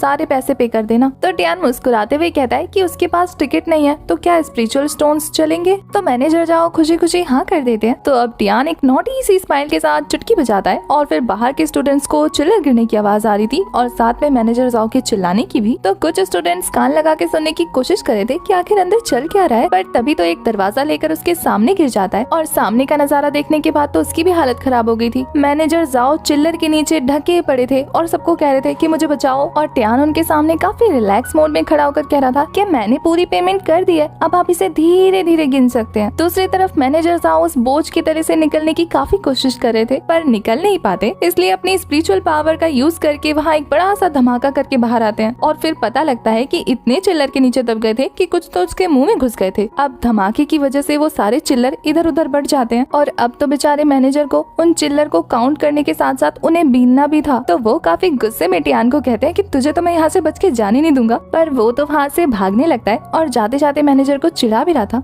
कितना ज्यादा नॉटी है ना ये। उसकी ऐसी नॉटीनेस के साथ ये वाला एपिसोड आया जाता है टियान को, जो कि अपने सबकॉन्शियस माइंड में था और उसे उसके फादर की आवाज सुनाई देती है जो उसे कह रहे थे कि बच्चे मैं तुम्हारा पापा हूँ और मैं जानता हूँ कि तुम्हारे पास कोई एक हिडन टैलेंट मौजूद है और इस टैलेंट का पता लगाने के लिए वो उसे एक टास्क देते हैं। इस टास्क के अकॉर्डिंग टियान के फादर ने उसे जितने भी स्पिरिट स्टोन दिए, मतलब वो 10 बिलियन स्पिरिट स्टोन, उसे पूरे के पूरे स्टोन्स को 3 महीने में खत्म करना है। यहाँ हमारे पापा डांटते हैं पैसे खर्च करने से, इसके पापा उड़ा उड़ाने को कह रहे हैं, और वो भी 1 आध रुपए नहीं, 10 बिलियन। अच्छा, कमेंट करके मुझे बताना तो कि 10 बिलियन में कितने ज्यादा जीरो होते हैं, क्या आपको पता है? इसके बाद टियान के डैड उसे कहते हैं कि अगर तुमने ये पैसे खर्च कर दिए ना, तो इसके बाद तुम्हें मेरी प्रॉपर्टी में से कुछ और हिस्सा मिलेगा। तो ये सुन के टियान खुश होकर कहता है कि पापा ये तो बहुत आसान है। अब वो भी तो उसके अब्बा ठहरे, कहते हैं कि पहले पूरी कंडीशन तो सुन लो, अभी से इतना ज्यादा खुश हो रहे हो। जहाँ पहली कंडीशन ये थी कि पैसे खर्च करने की कोई वजह होनी चाहिए और वो वजह लीगल होनी चाहिए। 3 महीने होने के बाद उसके पास 1 रुपया भी नहीं बचना चाहिए। दूसरा कंडीशन ये था कि उसे किसी और के ऊपर खर्च नहीं करना, बल्कि उसे सारे के सारे स्पिरिचुअल स्टोन्स अपने ऊपर खर्च करना है, अपने लिए खर्च करना है। तीसरी कंडीशन ये थी कि उसे फालतू के खर्चे नहीं करने हैं, लाइक जो पसंद आया वो खरीद लिया, जो खाने का मन किया वो खा लिया, कि फिजूल खर्चे करके ही सारे पैसे उड़ा दिए। इसके बाद वो कहते हैं कि मोस्ट इम्पोर्टेंट थिंग, तुम्हें किसी भी प्रॉपर्टी को खराब नहीं करना है और 3 महीनों का टाइम है तुम्हारे पास पूरे टियानफेंग एकेडमी का बेस्ट मास्टर बन के दिखाना है। इसके बाद उसके डैड उसके ऊपर लाइटनिंग करके उसे थोड़ी सी हेवनली पावर देते हैं, जैसे तो हमारे टियान का पूरा हुलिया ही चेंज हो जाता है और अब वो पहले से भी ज्यादा पावरफुल था। जहाँ उसके डैड कहते हैं कि इस पावर का यूज तब करना है जब वो कहीं फंस गया हो। अब इतना सब कुछ समझाने के बाद वो उसे बड़े प्यार से कहते हैं आप फुटो यहाँ से। वापस आने के बाद वो नींद से उठता है। उसे तो लग रहा था कि ये सपना है, लेकिन फिर जब उसकी नजर अपने कपड़ों पे पड़ती है तो उसे यकीन हो जाता है कि हाँ ये सच था। तभी टियान को अचानक से याद आता है कि आज तो उसकी क्लास है, उसे फटाफट कॉलेज जाना होगा। तो वो फटाफट कॉलेज के लिए दौड़ लेता है। जहाँ वो अकेडमी जाते हुए रास्ते में सोच रहा था कि 3 महीने में उसे इतने सारे स्पिरिट स्टोन खत्म करने हैं, साथ में उसे टियानफेंग एकेडमी का मोस्ट पावरफुल पर्सन भी बनना है। पता नहीं आखिर उसके डैड के दिमाग में चल क्या रहा है, चाहते क्या है। इसके बाद हमें नोटिस बोर्ड के सामने कुछ बच्चों की भीड़ दिखाई जाती है जो आपस में टियान के बारे में बात कर रहे थे। देखो, क्या ये वही लड़का है ना जिसने फाइनेंस ऑफिस में टीचर के साथ मस्ती की थी? पर टियान का आउटफिट चेंज था, जिससे उन्हें लगता है कि ये वो लड़का नहीं है, वो तो काफी गरीब था, ये तो काफी रिच है। पर गौर से देखने पर उन्हें पता लग जाता है कि अरे ये तो अपनी ड्रेस चेंज करके आया है, तो ये वही। और अब तो उन्हें ये भी महसूस हो जाता है कि टियान की पावर भी इंक्रीज हो गई है। अब उन लोगों ने पहले वाली टियान की फाइट देखी थी तो वो इससे डर के जाने लगते हैं कि हम चार्ट बाद में देख लेंगे। जब तक चू टियान नोटिस बोर्ड के आगे पहुंचा था तब तक सारे बच्चे रास्ता बदल के निकल लेते हैं और वो मन में सोच रहा था कि ये तो काफी इंटरेस्टिंग हुआ, ड्रेस चेंज करते ही सबका रवैया चेंज हो गया। तभी पीछे से एक लड़की उसे छूकर डरा देती है। उसकी तो जान निकलने वाली थी, फिर वो खुद को कंट्रोल करता है। जहाँ सामने वाली लड़की पूछ रही थी कि तुम्हें कौन सी क्लास में असाइन किया गया है, उसे खुद भी कहाँ पता था, तो वो नोटिस बोर्ड चेक करने लगता है। जहाँ काफी देर तक सर्च करने के बाद उसे पता लगता है कि उसकी क्लास टीचर शाओनिंग होने वाली है। तो ये सुनने के बाद तो उसकी साथ वाली लड़की के होश उड़ जाते हैं। क्या शाओनिंग? उसका ऐसा रिएक्शन देखने के बाद टियान पूछ रहा था इतना क्यों चौंक रही हो? तो वो लड़की काफी डरते हुए कहती है तुम्हें नहीं पता, टीचर शाओनिंग पूरे टियानफेंग एकेडमी की फेमस डेविल टीचर के नाम से जानी जाती है। तुम्हें नहीं पता उनका गुस्सा कितना ज्यादा खतरनाक है, वो बहुत बुरे टेम्पर की है। वो तो स्टूडेंट्स को ऐसे ऐसे काम करने को कहती है जो ऑलमोस्ट इम्पॉसिबल होते हैं, बहुत खतरनाक है वो, बहुत ज्यादा। उसके बारे में सोच सोच कर इस लड़की की हालत खराब हो रही थी। तो ये सुनकर टियान कहता है कि चल पागल, ऐसी थोड़ी होगी। तो ये सुनने के बाद वो कहती है कि क्या मैं तुम्हें शक्ल से झूठी लगती हूँ? जो भी उनकी क्लास से पढ़ के निकलता है ना, या तो वो मर जाता है या तो उसकी हालत इतनी बुरी हो जाती है ना कि सीधा बिस्तर पे पहुंच जाता है। इसलिए मैं तुम्हें बता रही हूँ, अगर अपनी जान बचानी है ना तो यहाँ से भाग लो। और हमारे टियान का रिएक्शन तो ऐसा था कि है बड़ा। और फिर वो कुछ सोचता हुआ पहुंच जाता है अपनी क्लास के सामने। जहाँ जाने के बाद बस वो उसी लड़की की बातों को सोच रहा था कि क्या वो सच थे या झूठ। और फिर खुद को समझाते हुए कहता है कि नहीं, वो लड़की पागल थी, शायद बड़ा चढ़ा के बोल रही होगी। और फिर वो क्लास के अंदर जाकर टीचर को खुद से इंट्रोड्यूस कराते हुए कहता है कि मैं यहाँ का न्यू स्टूडेंट हूँ। वो तो उसे काफी गुस्से में घूर के देख रही होती है और फिर कहती है कि अच्छा तो तुम नए स्टूडेंट हो, नाम क्या है तुम्हारा? और वो इतने गुस्से में देख रही होती है ना कि बेचारी टियान की हालत खराब हो जाती है। वो थोड़ी देर के लिए अपना नाम ही भूल गया था और इतनी ही देर में हमारी टीचर का सब्र खत्म होकर उन्हें गुस्सा भी आ जाता है। वो पकड़ के अपना चौक उठाकर दे मारती है उसे, जिसे वो आसानी से डॉच कर चुका था। पर ये अटैक पावरफुल था क्योंकि उस चौक के चिथड़े उड़ जाते हैं। और फिर वो टियान के पास काफी गुस्से में आते हुए कहती है इतना ज्यादा हेसिटेट कर रहे हो नाम बोलने में, मुझे इस तरह के डरपोक और स्टूपिड बच्चे अपनी क्लास में नहीं चाहिए, इसलिए बताओ मुझे तुम्हारा नाम क्या है और कहाँ से आए हो? तो टियान टीचर को अपना नाम बताते हुए कहता है कि वो बॉडी रिफाइनिंग क्लास से आया है। तो टीचर उसके बारे में सुन के स्माइल करते हुए कहती है कि जाकर बैठ जाओ। उसके बैठने के बाद टीचर सबसे कहती है कि अब जब सारे लोग यहाँ मौजूद हैं तो मैं सबको अपने बारे में कुछ बातें बताना चाहती हूँ कि मेरा नाम टीचर शाओनिंग है और तुम लोग मुझे टीचर शाओ के नाम से बुलाओगे। और अब जब तुम सबको मेरी क्लास में असाइन किया गया है तो तुम लोगों को मेंटली और हर तरीके से प्रिपेयर रहना होगा। तुमने किसी न किसी के मुंह से तो सुना ही होगा कि टीचर शाओनिंग कितनी ज्यादा रूड है और कितनी अच्छे से रूल्स को फॉलो करती है। अब तुम लोग अगर मेरी क्लास में हो तो इसका मतलब ये नहीं है कि हमेशा यहीं रहोगे। अगर मैंने तुम्हें कोई टास्क दिया और तुम उसे 3 बार से पहले कंप्लीट नहीं कर पाए तो तुम लोगों को वापस पिछली वाली क्लास में भेज दिया जाएगा, मतलब फेल कर दिया जाएगा। और इसके बाद तुम्हें ग्रेट अपॉर्चुनिटी मिलेगी दोबारा उस क्लास को पढ़ने की जो पढ़कर यहाँ तक पहुँचे हो। ये सुनने के बाद तो बच्चों की हालत खराब होने लगती है कि जितना सुना था ये तो उससे भी ज्यादा रूड है। इसका मतलब इनके बारे में जो अफवाहें उड़ रही थी वो सच था। उनमें से तो कुछ बच्चे वापस जाने की तैयारी करने वाले थे। और यहाँ हमारा ट्यान सोच रहा था कि कुछ तो बात है इस टीचर में, सबसे अलग है। टीचर सबको शांत कराते हुए कहती है कि अब जब तुम लोग इस क्लास के स्टूडेंट हो तो क्लास में मॉनिटर की भी जरूरत पड़ेगी। तो मैंने एक बॉक्स प्रिपेयर किया है जिसमें तुम सभी के नाम मौजूद है, और अब मैं अपने स्पिरिचुअल पावर का यूज करके तुम में से 2 पावरफुल स्टूडेंट्स को छांट कर बाहर निकालूंगी, जिसमें से एक क्लास मॉनिटर होगा और दूसरा डेप्यूटी मॉनिटर। तो इन सब में तो हमारे ट्यान को कोई खास इंटरेस्ट था नहीं। दूसरी तरफ टीचर शाओनिंग अपने पावर का यूज करके 2 चट बाहर निकाल लेती है, जहाँ पहला नाम एक लड़की का निकलता है जिसका नाम निंग था। टीचर उसे अपॉइंट कर देती है डेप्यूटी मॉनिटर के तौर पर, तो वो तो इस पोस्ट को काफी खुशी खुशी एक्सेप्ट कर लेती है। इसके बाद टीचर चूटियान को खड़े होने को कहती है। उसके खड़े होने के बाद टीचर अनाउंस करती है कि ये आज से पूरी क्लास का मॉनिटर है। वो काफी ज्यादा कंफ्यूज होते हुए कहता है कि टीचर क्या आप किसी और को नहीं बना सकती हैं? तो टीचर काफी साफ साफ शब्दों में कह देती है कि नहीं, अब बैठ जाओ, क्योंकि अब उन्हें पूरी क्लास को प्रोसेस बताना है एंट्रेंस एग्जाम का। तो ये सुनने के बाद ट्यान कहता है कि चलो मान लेते हैं टीचर की बात, अभी तो यहाँ अकेडमी का मास्टर भी बनना है, इतनी जल्दी पंगा लूंगा तो फंस जाऊंगा ना। उसके नीचे बैठने के बाद पीछे से निंग उसे बुलाते हुए कहती है कि अब से हम दोनों क्लास मॉनिटर हैं, तो आप मेरा ख्याल रख लेना प्लीज। ये सुनने के बाद तो हमारा ट्यान ब्लश करने लगता है और ये देखकर उस लड़की को हंसी आ रही थी। यहाँ टीचर सबको बताती है कि एंट्रेंस टेस्ट परसों स्टार्ट होंगे, इसलिए उस वक्त सारे स्टूडेंट को सुबह सुबह स्कूल हॉल में इकट्ठा होना होगा। इसके बाद वो बोर्ड पे एक ड्राइंग बनाने लगती है और कहती है कि ये उस टारगेट का है जिसे उन्हें हंट करना है, और ये खतरनाक मॉन्स्टर टियानफेंग एकेडमी के पीछे जो माउंटेन है वहाँ पाया जाता है। ये 3rd लेवल का मॉन्स्टर बीस्ट था, जिसे देखने के बाद सबकी हालत खराब होने लगती है कि इस बीस्ट को तो कोई फाउंडेशन लेवल का स्टूडेंट भी नहीं मार सकता। वो लोग तो अभी नए नए हैं, क्योंकि वो सारे स्टूडेंट बॉडी रिफाइनिंग लेवल पर थे। उन सभी को तो लगता है कि ये टास्क बिल्कुल ही इम्पॉसिबल है, वो कर ही नहीं पाएंगे। अब टीचर सबको फेल कर देगी, और उससे भी बुरा होगा अगर उस मॉन्स्टर के हाथों मर गए तो वो टीचर से पूछ रहे थे कि क्या वो स्कूल ड्रॉप कर सकते हैं। तो टीचर कहती है कि नहीं, ये अलाउ ही नहीं है जब तक तुम ट्राई ना कर लो। अब ये सब जहाँ सबको डरा रहा था, वहीं हमारे ट्यान को इंटरेस्टिंग लगता है और वो एक मिस्टीरियस सा लुक भी देता है। उसके इस मिस्टीरियस से लुक के साथ ये वाला एपिसोड ट्यान रास्ते में चलते हुए यही सोचता है कि कैसे उसे इस टास्क को कंप्लीट करना होगा। वैसे यहाँ वो अपने रिच होने पर काफी ज्यादा खुश हो रहा था कि अब वो स्टीमन का हंट अच्छे से कर सकता है, और उसी के साथ उसे 3 महीने में मास्टर भी तो बनना है। उसके फादर ने जो उसे टास्क दिया है उसे कंप्लीट करते हुए उसे काफी सारी मेडिसिन खरीदनी होगी, वेपन्स खरीदने होंगे ताकि वो और ज्यादा स्ट्रांग हो सके। तो वो यही सोचते सोचते आगे बढ़ रहा था कि पीछे से उसे वेहाई रोक लेता है। पीछे मुड़ने पर उसे पता लगता है कि वेहाई अपने साथ काफी सारे चमचों को लेकर आया उसे पीटने के लिए, जो आगे बढ़ते हुए अपना परिचय दे रहे थे कि वो सभी 7th लेवल पर है और यहाँ स्पेशली ट्यान की कुटाई करने आए हैं। वेहाई का कहना था कि मुझे अकेले को पीट कर तुम ज्यादा चौंड़ रहे थे ना, अब इन तीनों को अकेले संभाल के दिखाओ, फिर देखता हूँ कितने ज्यादा पावरफुल हो। तो जैसे ही उनमें से एक बंदा आगे आकर हमारे ट्यान को पीटने वाला था कि वो अपने हेवनली बॉडी को एक्टिवेट करते हुए उसके पंच को काफी इजिली रोक लेता है और एक किक के साथ उसे कोसों दूर भेज दिया था। और ऐसे ही एक एक करके वो इन तीनों को निपटा देता है अपने लात घूसों से। उन तीनों की ऐसी अधमरी हालत देखने के बाद वेहाई की हालत खराब हो जाती है। वो काफी ज्यादा शौक होते हुए कहता है कि तुम भी तो 7th लेवल पर हो ना, फिर अपने जैसे 7th लेवल के 3 बंदों को अकेले कैसे पीट सकते हो। तो ये सुनने के बाद वो आगे बढ़ते हुए कहता है क्योंकि मैं जीनियस हूँ ना, और मन में सोच रहा था कि ये तो पप्पा की मेहरबानी है, इतनी अच्छी बॉडी जो दी है। उसे अपनी तरफ आगे बढ़ता हुआ देखकर वेहाई की हालत खराब हो जाती है। वो उसके सामने उसे दादाजी बोलते हुए ग्रीट करने लगता है कि आइंदा से उसे कभी परेशान नहीं करूंगा, बस इस बार छोड़ दे। तो उसकी ऐसी डरी डरी हालत देखने के बाद ट्यान कहता है कि ये लास्ट टाइम है जब वो उसे जाने दे रहा है, वरना वो इतना अच्छा बन के नहीं रहने वाला। तो अपनी जान बचने पर वो सारे वहाँ से भाग लेते हैं और फिर उनके जाने के बाद ट्यान सोचता है कि चलो ये मुसीबत तो फ्यूचर के लिए टल गई, फिलहाल तो उसे स्पीड पकड़नी होगी अपनी कल्टीवेशन बढ़ाने के लिए। और फिर अपने मन में सोच रहा था कि लाइफ कितनी अच्छी हो जाती है ना जब उसके पास गोल होते हैं। वैसे ये बात तो उसने 100% सच कही। क्या आपकी लाइफ में भी कोई गोल है जिसे आपको अचीव करना है? इसके बाद हमें जूडो पवेलियन की ओनर को दिखाया जाता है जो अपने सर्वेंट को कुछ समझा रही थी कि तभी वहाँ अनाउंसमेंट हो जाती है चू ट्यान के वहाँ आने की। तो वो तो खुशी से नाचते हुए उसके पास पहुँच जाती है कि मास्टर चू ट्यान आप यहाँ। उसको इतना एक्साइटेड देखकर ट्यान भी सोच रहा था कि मैडम क्या आप ठीक है? उससे लग रहा था कि कहीं इसका दिमाग तो नहीं खराब हो गया। पर ये मिस तो उसके क्लोज जाकर उसे फ्लर्टिंग करते हुए कहती है कि क्या आप ठीक है? तो वो उसका हाथ झटक के कहता है कि हाँ बिल्कुल। और फिर वो उससे डायरेक्टली कहता है कि मैं तुम्हारे यहाँ कुछ सामान खरीदने आऊँ। पहला तो कियान कुन बैग और दूसरा उसे काफी पावरफुल सील तिलिस्मान चाहिए जिसकी पावर बहुत ज्यादा होनी चाहिए और रेट की चिंता उसे नहीं करनी। ये सुनने के बाद वो ओनर तोंग काफी ज्यादा शौक होते हुए कहती है कि क्या आपको सच में यूनिवर्स रिवर्स बैग चाहिए और फर्स्ट ग्रेड की हाई लेवल तिलिस्मान। वैसे इतने रेयर आइटम के बारे में सुनने के बाद सभी लोग शॉक होकर उनके पास आने लगते हैं, क्योंकि उन्हें यकीन नहीं होता कि कोई पर्सन इतनी महंगी चीजें खरीदने आया है, क्योंकि ये इतने ज्यादा रेयर आइटम है कि इतने में तो प्रिंस एक कासल खरीद ले। इधर टियान उन सब का रिएक्शन देखने के बाद ओनर तोंग से कहता है कि अब ये मत कहना कि तुम्हारे जूडो पवेलियन में ये सामान भी नहीं मिलता। ये बोलकर वो वहाँ से जाने लगता है, पर वो ओनर उसका हाथ पकड़ते हुए कहती है, मिलता है ना, एक मिनट ठहरिए तो सही। तो ये देखने के बाद टियान उसका हाथ झटक देता है और काफी रूड अंदाज में कह रहा था तो फिर जल्दी लेकर आओ। ये सुनने के बाद ओनर तोंग काफी शर्माते हुए अपने सर्वेंट को बोलती है कि वेयर हाउस का दरवाजा ओपन करो। ओनर तोंग की ऐसी हरकतें देखने के बाद सब लोग सोच रहे थे कि आखिर ये पर्सन कौन है जिसने ओनर को ऐसी हरकतें करने पर मजबूर कर दिया। तो ये सुनने के बाद उसका साथ वाला पर्सन कहता है कि मुझे नहीं पता, लेकिन ये तो जानना पड़ेगा कि आखिर ये किसका बेटा है जो ओनर तोंग के साथ ऐसा बिहेव कर रहा है। इसके बाद ओनर तोंग को दिखाया जाता है जो टियान का बताया हुआ सारा सामान लाकर उसे दिखाती है और फिर कहती है कि उसका जूडो पवेलियन टियानफेंग सिटी का सबसे बेस्ट शॉप है। यहाँ महंगी से महंगी और सस्ती से सस्ती चीजें मिलती है, तो वो यहाँ का सबसे बेस्ट बैग लेकर आई है जिसका रेट 1 लाख स्प्रिट स्टोन है, लेकिन उसी के साथ वो थोड़ा सस्ता भी लेकर आई है, तो उसे जो पसंद है वो चूज कर सकता है। तो टियान उन दोनों बैग को देखते हुए वो सबसे महंगा वाला बैग 3 ऑर्डर कर देता है। ये देखने के बाद तो वो दोनों लोग और ज्यादा सरप्राइज हो जाते हैं कि ये पक्का किसी अमीरजादे की औलाद है। इसके बाद ओनर तोंग टियान को 3 तिलिस्मान दिखाती है, जिसमें एक अटैक का था, दूसरा डिफेंस का और तीसरा हीलिंग पावर थी। ये तीनों ही तिलिस्मान 9th लेवल के थे, जहाँ वो तीनों टाइप के तिलिस्मान की तारीफें करते हुए उससे पूछ रही थी कि आपको कौन सा लेना है। तो टियान उन्हें अपना क्रेडिट कार्ड दिखाते हुए कहता है कि उसे सारे खरीदने। ये सुनने के बाद ओनर तोंग का चेहरा खुशी से खिल उठता है। इसके बाद टियान वो सारी की सारी चीजें लेते हुए उन्हें अपना क्रेडिट कार्ड पकड़ाते हुए कहता है कि 5000 स्पिरिट स्टोन तुम्हारा टिप है। ये सुनकर तो वो और ज्यादा खुश हो जाती है। इधर टियान उन तिलिस्मान को देखने के बाद सोच रहा था कि इसे यूज कैसे करते हैं, और फिर वो हीलिंग तिलिस्मान निकाल कर उसे यूज करता है, जिससे उसकी बॉडी में अलग ही पावर दौड़ने लगती है। इधर जब ओनर देखती है कि उसने एक तिलिस्मान यहीं खड़े खड़े वेस्ट कर दिया, तो उसकी सांसें रुक जाती हैं। पर यहाँ टियान को तो काफी ज्यादा मजा आ रहा था, उसे काफी रिफ्रेशिंग फील होता है। पर बिना चोट लगे हीलिंग तिलिस्मान को एवे यूज करने पर सभी लोगों का मुंह खुला का खुला रह जाता है, किसने इतने महंगे सामान को यूं ही वेस्ट कर दिया। ये तिलिस्मान 1 रुपए का थोड़ी था, 4000 स्पिरिट स्टोन का था। इतने में तो एक स्टूडेंट की 4 साल की फीस जमा हो जाती। इधर टियान सोच रहा था कि वैसे तिलिस्मान का पावर तो काफी ज्यादा अच्छा है, उसे बाकी भी टेस्ट कर ही लेने चाहिए। इधर वो अटैकिंग तिलिस्मान निकाल कर उन्हें दिखाते हुए कहता है कि मैं इसे यूज करना चाहता हूँ डिफेंसिव तिलिस्मान के साथ, ये देखने के लिए कि दोनों में से किसकी पावर ज्यादा है। पर ये सुनने के बाद ओनर तोंग की हवाइयां उड़ जाती हैं। वो कहती हैं कि एक बार यूज करने से पहले सोच लीजिए, बहुत महंगा है। मास्टर एक काम करो, एक बार नहीं 2 बार सोच के देख लो, बहुत ही ज्यादा महंगा है। तो ये सुनकर टियान गुस्सा होते हुए कहता है कि अब तुम बताओगी मुझे यूज करना है या नहीं, पर मुझे तो इन दोनों तिलिस्मान को टेस्ट करके देखना है कि कौन सा ज्यादा पावरफुल है। अगर मैं लड़ाई में हार गया तो। और ये बोलकर वो तिलिस्मान उसकी तरफ फेंक देता है, जिसपे तो ना चाहते हुए भी ओनर तोंग को राजी होना पड़ता है। और बाकी सोच रहे थे लगता है ये पगला गया है। यहाँ टियान तोंग को कह रहा था कि उसके माथे पे हिट करना है, ध्यान से देख लो। वो भी काफी डरते हुए उस तिलिस्मान को एक्टिवेट करते हुए उसका अटैक कर देती है, जो कि काफी ज्यादा पावरफुल था। और इसके डिफेंस में वो डिफेंसिव तिलिस्मान का यूज करता है, जिससे उसके आगे एक आइस शील्ड बन जाती है। पर अटैकिंग तिलिस्मान का फायर पावर इतना ज्यादा स्ट्रॉन्ग था कि उसकी डिफेंसिव आइस शील्ड चूर चूर हो जाती है। और फिर टियान को अपनी पावर की हेल्प से उस फायर बॉल को हटाकर दूर खंबे पे मारना पड़ता है। ये अटैक इतना ज्यादा भयानक था कि वो खंबा डिस्ट्रॉय हो गया था। पर ये देख के तो टियान खुश हो जाता है कि ये कितना ज्यादा पावरफुल है। और फिर वो ओनर तोंग की तारीफ कर रहा था कि तुम्हारी दुकान में तो काफी अमेजिंग चीज है, मुझे पसंद आई। और फिर वो उसके पास जाते हुए कहता है कि तुम्हें चिंता करने की जरूरत नहीं है, मैं नुकसान की भरपाई कर दूंगा। ये सुन के तो ओनर तोंग राहत की सांस लेती है, क्योंकि बहुत बड़ा डैमेज हो गया था ना। और फिर जाते जाते वो ओनर तोंग से कहता है कि और भी ज्यादा तिलिस्मान रेडी रखना, इस बार 2nd ग्रेड के भी। और हाँ, उसे चिंता करने की जरूरत नहीं है, वो कुछ दिन बाद आकर उसे खुद ले जाएगा। और फिर जाते जाते वो उसे कुछ और स्पिरिट स्टोन देकर जाता है नुकसान की भरपाई के तौर पे। कंपनसेशन काफी ज्यादा मिलने पर ओनर तोंग और ज्यादा खुश हो जाती है। और बाकी लोग सोच रहे थे कि सच में अमीर बाप की बिगड़ी औलाद है, और वो तो अपने पैसों का टशन दिखा के इतना स्माइल के साथ जा रहा होता है। शॉप से बाहर निकलने के बाद टियान को पता लगता है कि उसे तो खरीदारी करते हुए काफी टाइम गुजर गया, पर अभी भी सूरज डूबा नहीं था। तो वो सोचता है क्यों ना थोड़ी और खरीदारी कर ली जाए, कुछ आर्मर खरीद लेता हूँ जिससे मैं पूरी तरह से सेफ हो जाऊंगा। और यही सोचते सोचते वो आगे खाया जाता है कि टियान जैसे ही आर्मर की शॉप में पहुंचता है, सब लोगों को अपने अपने काम में बिजी देखकर वो चीख चीख के कह रहा था कि मैं दुकान में कुछ सामान खरीदने आया हूँ। तभी पीछे से एक टकलू भैया आकर उसे साइड करते हुए कहते हैं कि सब अपने काम में बिजी हैं, फालतू में रास्ता मत रोको। और ये बोलकर वो आगे जाने लगते हैं। तो टियान कहता है कि मैं आपको यहाँ दिखाई नहीं दे रहा, मैं कस्टमर हूँ, आप लोग मुझे इतने रूड तरीके से कैसे ट्रीट कर सकते हैं। तो ये सुनने के बाद वो टकलू भाई साहब कह रहे थे कि मुझे पता है कि तुम टियानफेंग एकेडमी के स्टूडेंट हो, और वो भी सबसे गरीब वाले, और यहाँ लाखों का सामान बिकता है, चिल्लरों का सामान नहीं बिकता, इसलिए मुझे तुम्हारे ऊपर अपना टाइम वेस्ट नहीं करना। ये सुनने के बाद टियान को गुस्सा तो बहुत आ रहा था, पर फिर वो सोचता है कि एंट्रेंस टेस्ट तो कल ही है, और अगर वो अभी आर्मर लेके नहीं गया तो वो वीक पड़ जाएगा। तो इस वजह से वो उस टकलू भाई साहब को कहता है कि जरा पीछे मुड़ के देखिए तो सही कि मैं खरीद सकता हूँ या नहीं लाखों का सामान। उसके हाथों में नोटों की गड्डी देखने के बाद तो टकलू भाई साहब की आंखें चमक जाती हैं। दूसरी तरफ टियान कह रहा था कि अगर आप इसे गिन सकते हैं तो इतने का सामान दे दो। तो टकलू भाई साहब कहते हैं कि आप वहाँ खड़े क्यों हैं? चलिए ना मेरे पीछे आइए, मैं आपको सामान दिखाता हूँ। और फिर वो उसे वेपन के रूम में लेकर आता है जहाँ का सामान इतना ज्यादा अच्छा था कि टियान देख के सोचता है कि बाहर से देख के लग रहा था कि लोहार की दुकान है, लेकिन असली खजाना तो अंदर मौजूद है। टियान उन वेपन को गौर से देखकर सोच रहा था कि अगर बाहर की चीजों से इसे कंपेयर किया जाए तो कोई नहीं कह सकता कि ये इतने ज्यादा हाई लेवल के बनेंगे। तभी वहाँ उस शॉप के ओनर की एंट्री होती है, जो टियान को वहाँ देखकर उस टकले भाई साहब को डांटते हुए कहते हैं कि मैंने तुम्हें कितनी बार कह रखा है ना कि ऐसे अरे गहरे टाइम वेस्ट करने वालों को दुकान के अंदर मत लाया करो। पर वो टकलू भाई साहब तो ओनर को इशारों में देखते हैं कि इसने नोटों की गड्डी पहले ही थमा रखी है। ये देखने के बाद तो ओनर की भी आंखें चमक जाती हैं कि वाओ क्या मोटी पार्टी आई है। और फिर वो टियान को सोचता देखकर पूछ रहे थे कि आपको क्या चाहिए मुझे बताइए। तो टियान कहता है कि मुझे फर्स्ट ग्रेड का हाई एंड इक्विपमेंट चाहिए और मुझे ऐसे 2 खरीदने हैं। तो ये सुनने के बाद ओनर कहते हैं कि सच में मेरा टाइम वेस्ट करवा दिया इसके आर्मर और फोक के चक्कर में, इतनी छोटी छोटी चीजें जो 1-2 स्पिरिट स्टोन में आ सकती है वो खरीदना है इसे। और फिर वो टकलू भाई साहब को कहते हैं कि जब तक कोई महंगी पार्टी ना आए मुझे डिस्टर्ब मत करना। तो टियान उनकी बातें सुन के कहता है कि बस 100 स्पिरिट स्टोन का सामान मिलता है तुम्हारी दुकान में। मुझे तो लगा था कि ये टियानफेंग सिटी का नंबर 1 आर्मर शॉप है, पर यहाँ इतनी ज्यादा सस्ती चीजें मिलती है मुझे नहीं पता था। ये सुन के तो ओनर गुस्सा करते हुए कहते हैं कि तुम्हें क्या लगता है कि हम तुम्हारी तरह चीप है? तुम्हारी ये बकवास करने की हिम्मत हुई कैसे? हमारी दुकान में जितने महंगे सामान है क्या तुम खरीद सकते हो? तो टियान कहता है कि तुम अपना महंगा सामान लाके तो देखो, तुम्हारी दुकान में जितने भी महंगे महंगे सामान है ना, अगर मैं वो सारे भी दुगने खरीद लूँ ना तो भी मेरे पॉकेट में इतना पैसा बच जाएगा कि रखने की जगह नहीं मिलेगी। ये सुनने के बाद तो ओनर को ऐसा लगता है कि ये उनकी बेइज्जती हो रही है, क्योंकि उन्हें नहीं पता था कि टियान कितना ज्यादा अमीर है। तो वो काफी ज्यादा गुस्सा हो जाते हैं और फिर वो कहते हैं कि चलो मेरे पीछे, मैं तुम्हें दिखाता हूँ मेरे पास कितने ज्यादा महंगे सामान है। और इसके बाद वो उसे महंगे वाले हाई लेवल के आर्मर स्टोरेज के पास लेके जाता है, जहाँ जाकर वो एक एक करके सभी आर्मर्स के बारे में बता रहा था। और टियान तो ऐसे देखता है जैसे कि आज से पहले उसने इतनी महंगी और प्यारी चीज देखी ही नहीं। और फिर जब ओनर उसे सारे आर्मर के बारे में बताकर पूछ रहा था कि तुम्हें कौन सा चाहिए, तो टियान कहता है कि वैसे तो मुझे ज्यादा कुछ समझ नहीं आया, लेकिन मुझे इनमें से सबसे महंगा वाला चाहिए। ये सुनने के बाद ओनर का मुंह खुला का खुला रह जाता है। वो कहते हैं तुम्हें नहीं पता कि ये सब कितने ज्यादा पावरफुल है, तुम्हें सबसे महंगा वाला चाहिए। वैसे मैं बता दूं, जो सबसे महंगा वाला है ना वो लेदर आर्मर है और हम उसे सॉफ्ट आर्मर के नाम से जानते हैं। और उस हाई एंड सॉफ्ट आर्मर की जो प्राइस है वो 50,000 युआन से स्टार्ट है। तो मुझे लगता है कि तुम उसे खरीद नहीं पाओगे, इसलिए तुम कोई चीप मटेरियल का आर्मर क्यों नहीं खरीद लेते। ये बात तो टियान को अपनी तौहीन लगती है। वो कहता है कि जो सबसे छुपा हुआ महंगा वाला सामान है ना वो लाके दो। ये सुनने के बाद तो वो अंकल कहते हैं कि बेटा तुम मेरे साथ मजाक तो नहीं कर रहे हो ना, क्योंकि जो सबसे चीपेस्ट आर्मर यहाँ बिकता है ना उसका प्राइस भी तुम्हारे 3 गुना ट्यूशन फीस के बराबर का है। बस इतना सुना था कि टियान अपना वो कार्ड निकाल के दिखाता है। ये हेवन लेवल का स्पिरिट कार्ड देखने के बाद तो शॉपकीपर की भी बोलती बंद हो जाती है। उसे पता नहीं था कि आखिर इस कार्ड की कीमत क्या है, लेकिन उसे इसमें से जूडो पवेलियन का ऑरा आ रहा था और वहाँ ऐसे वैसे लोग नहीं जाते, तो वो समझ जाता है कि पक्का ये कोई बड़ी पार्टी है। और टियानो से वो कार्ड दिखाकर कह रहा था कि आप कुछ कह रहे थे भाई साहब। ये सुन के तो शॉपकीपर मुंह बनाते हुए कहता है कि हाँ, मैंने अपने बेस्ट ट्रेजर छुपा रखे हैं, मेरे पास है 2nd ग्रेड का high level varlet spirit animal skin. वैसे तुम्हारे एक्सप्रेशन देख के लगता नहीं है कि तुम्हें इसके बारे में कुछ ज्यादा पता होगा। चलो मैं ही बता देता हूँ कि ये वेलवेट स्पिरिट बीस्ट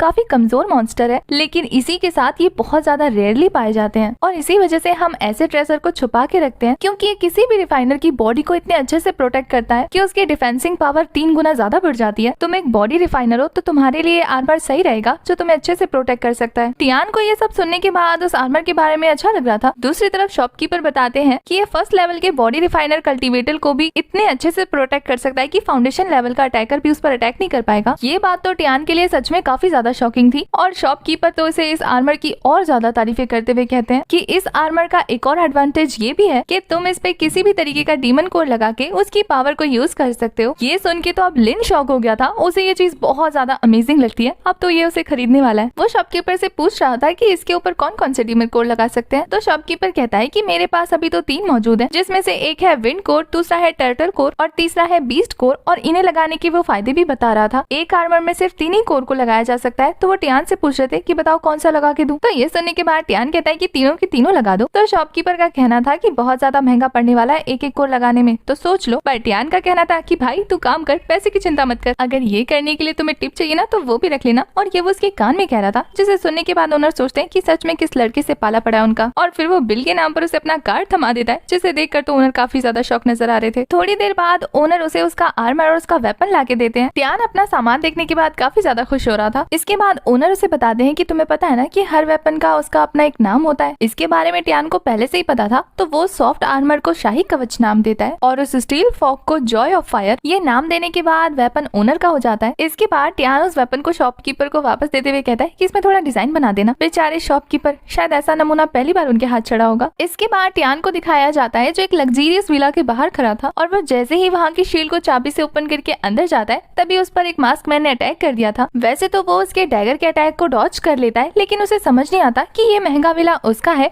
तो यहाँ पर ये मर्डरर क्या कर रहा है। वैसे वो ये सब सोच ही रहा था कि तभी वो मास्क मैन दोबारा उस पर अटैक कर देता है। टियान उसके अटैक को डॉच करते हुए वहाँ से भागने लगता है। ये देखने के बाद वो मर्डरर कह रहा था कि तुम मुझसे बच के नहीं जा सकते और फिर वो एक तीर निकालकर उस पर अटैक कर देता है। पर इधर टियान भागते भागते उस विला के बैरियर के अंदर पहुंच गया था, जिससे टकराकर वो वेपन वहीं रुक जाती है। अपना अटैक मिस होता हुआ देखकर वो मास्कमैन वहाँ से भाग जाता है और यहाँ टियान सोच रहा था कि आखिर कौन है जो उसे मरवाना चाहता है, जिसने प्रोफेशनल फाउंडेशन बिल्डिंग किलर को हायर किया उसे मारने के लिए। क्या ये उस ऑफिस के बॉस के बेटे का काम तो नहीं है? पर फिर वो सोचता है कि उसने मुझे ये विला दिया है, अगर वो मुझे मरवाना चाहता और किलर को यहाँ पे रखता तो वो इतना पागल थोड़ी ना था कि आसपास प्रोटेक्शन बैरियर लगाता। तो फिर ये कौन हो सकता है? और यही सोचते सोचते उसे याद आता है कि कहीं वो ओयांग तो नहीं। लगता है मैंने तुम्हारे साथ कुछ ज्यादा ही नरमी दिखा दी, अभी भी मैं बहुत ज्यादा सॉफ्ट हार्टेड पर्सन हूँ। ये बोलने के बाद वो अपने रूम में जाकर आराम करने लगता है। जब वो सो रहा था तो उसके फादर उसे डांट रहे थे कि तुम्हारी फाउंडेशन इतनी ज्यादा वीक है, अगर तुम इतनी बार अपनी हेवनली बॉडी का यूज करोगे तो बहुत जल्दी गायब हो जाओगे। लेकिन अब तुम्हें प्रोटेक्शन की भी जरूरत है, तो इसलिए खुद को स्ट्रॉन्ग करो। तुम्हें पता होना चाहिए कि अगर इस दुनिया में कुछ मिल रहा है तो वो कुछ लेता भी है। तो अगर तुम्हें ये ब्लेसिंग मिली है ना तो इसके साथ एक कर्ज भी मिला होगा, तो इसलिए अपनी पावर को इंक्रीज करो, इस पर डिपेंड मत रहो। ये सुनते सुनते उसकी आंख खुल जाती है और उसे पता लगता है कि सुबह हो गई है। वैसे वो इतना ज्यादा थक कर सोया था कि उसे लगता है कि वो बस कुछ मिनट ही सोया, क्योंकि इतनी जल्दी सुबह हो गई। और फिर उसे लग रहा था कि वो तो इतना ज्यादा थका है